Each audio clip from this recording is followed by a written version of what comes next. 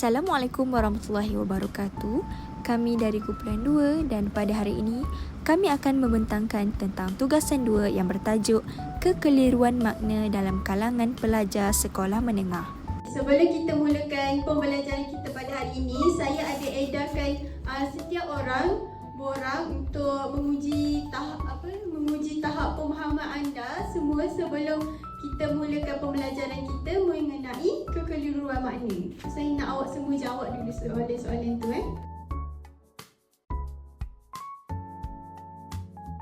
Berdasarkan apa yang saya tengok, jawapan yang kamu tulis dalam borang ni, kebanyakan daripada kamu masih lagi belum faham, atau kalau yang tahu pun mungkin belum mendalam lagi mengenai kekeliruan makna. Tugas aktiviti ini adalah untuk mengenal pasti masalah kekeliruan makna dalam kalangan pelajar sekolah menengah. Definisi kekeliruan makna. Kekeliruan makna merujuk kepada fenomena ketaksaan semantik, iaitu keadaan apabila sesuatu unsur bahasa sama ada perkataan, frasa, ayat atau wacana mempunyai lebih daripada satu tafsiran makna sehingga menimbulkan ketidakpastian terhadap maksud yang sebenar. Tajuk aktiviti yang kami jalankan adalah kata Raiden. Teknik menerap imej. Teknik menerap imej merujuk kepada prosedur atau kaedah yang menjadi petunjuk atau garis panduan untuk melahirkan imej mental berkaitan dengan perkara yang dibaca semasa proses pembacaan. Sekarang saya akan tunjukkan dekat kamu semua sebuah video mengenai jenis kekeliruan makna. Hai semua dan selamat pagi. Hari ini kita akan belajar berkaitan homograf. Yang kedua, kita akan belajar tentang homonim. Ketiga, kita akan belajar tentang homofon. Dan yang terakhir, kita akan belajar tentang polisemi. Jom, kita mulakan pembelajaran kita pada hari ini. Homograf adalah perkataan yang ejaan sama tetapi sebutan dan maknanya berbeza. Contohnya, bela dengan e thaling bermaksud melindungi, manakala bela dengan e pepet bermaksud memelihara. Perang dengan e thaling adalah warna merah kehitam-hitaman, manakala perang dengan e pepet bermaksud pertempuran. Sementara homonim adalah perkataan yang ejaan dan bentuk sama tetapi maknanya berbeza. Contohnya, haus boleh bermaksud dahaga atau tapak kasut yang berkurangan ketebalan. Adakah anda pernah keliru dengan perkataan yang sama bunyinya tetapi berbeza maksud? Homofon adalah perkataan yang bunyinya sama tetapi ejaan dan maknanya berbeza. Contohnya bank yang bermaksud institusi kewangan dan bank yang merujuk kepada azan. Polisemi pula adalah perkataan yang mempunyai lebih daripada satu makna. Perkataan cerah boleh bermaksud terang, jernih, warna kulit putih, bahagia atau berseri. Sekarang kamu sudah faham tentang tajuk kita hari ini. Jadi mari kita main permainan ini untuk menguji kefahaman anda. Untuk menguji sama ada kamu semua betul-betul faham ke tak pasal kekeliruan makna ni, saya ada sediakan game untuk kamu semua jawab. Siapa nak jawab? Saya. Okey, tajuk game kita pada hari ini ialah teka makna faham bahasa. Okey, first kita kena tekan dulu yang ini, button start ni. Okey, terdapat 8 soalan di hadapan ini. Jadi saya nak kamu pilih salah satu soalan untuk kita jawab sama-sama. Saya akan panggil seorang nama untuk pilih nombor dan jawab soalan. Saya nak Arisha.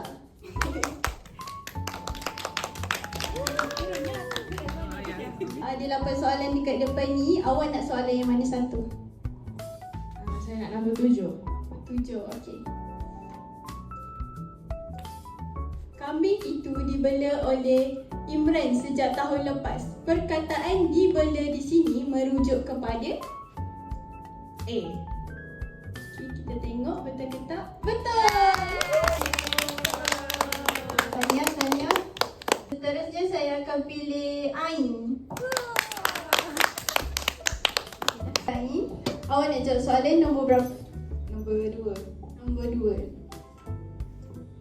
Asfa membuang sepasang kasutnya yang sudah lama dipakai kerana tapaknya sudah haus. Perkataan haus di sini membawa makna haus kasut. Kita tengok jawapan. Betul! Yeay! Saya nak soalan 5. Okey, 5. Sila pilih imej yang sesuai berdasarkan konteks ayat. Ibu memasak kari ikan. Ini senang je. Jawapan dia A. Kita tengok. Betul! Yeay! Ya, awak nak jawab soalan nombor berapa? 8. Simak. Sila pilih imej yang sesuai dengan perkataan yang disebut. Simak. A. Betul! Yeay! Okey Nurin, awak nak nombor mana satu? Nombor 1. Okey, nombor 1. Kepala saya sakit. Kepala jabatan itu belum mengesahkan berita itu. Kepala kereta itu telah rosak. Ketiga-tiga perkataan kepala ini merujuk kepada. Jawapan dia A. A. Kita tengok. Betul! Tanya semua. Untuk semua student saya hari ini, tanya sebab dapat jawab game pada hari ini. Okey, seterusnya kita akan beralih kepada alat pentaksiran semasa. Ada beberapa soalan yang kamu kena jawab. Scan QR di hadapan. Sekarang kita dah boleh mulalah main untuk quizzes.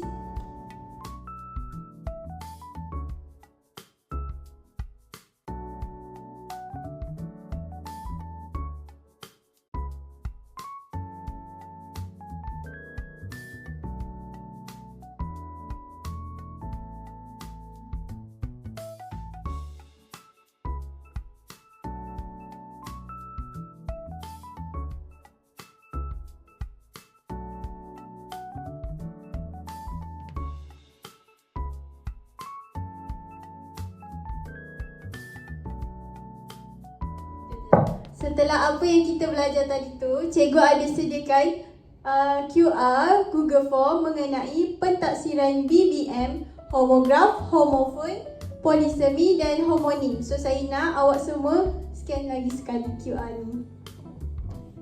Tadi quizzes kita nak tahulah sama ada awak semua faham ke tak apa yang kita dah belajar tadi. Okey, sekarang untuk Google Form, saya nak tahu soalan ni mungkin agak sedikit susah sebab kita nak tahu dengan lebih mendalam tentang tahap kefahaman anda semua.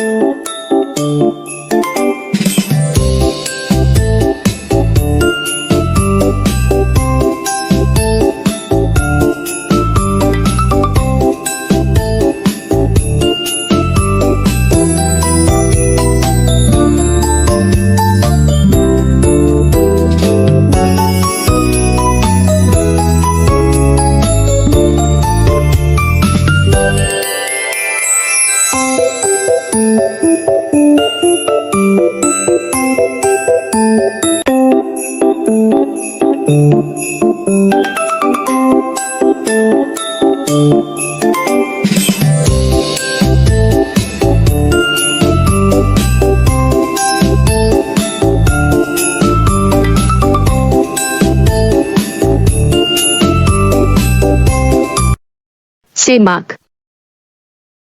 Simak.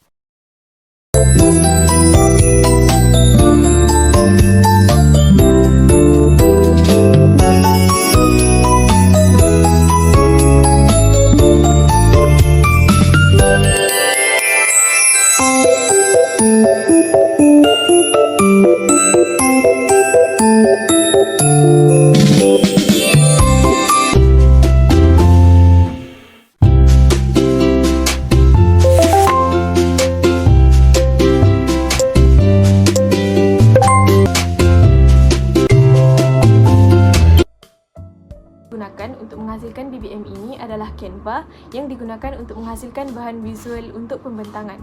Yang kedua, Quizzes sebagai alat pentaksiran bagi menilai kefahaman murid semasa pembelajaran. Dan yang ketiga, Pipit AI bagi menjana video animasi pembelajaran berasaskan AI.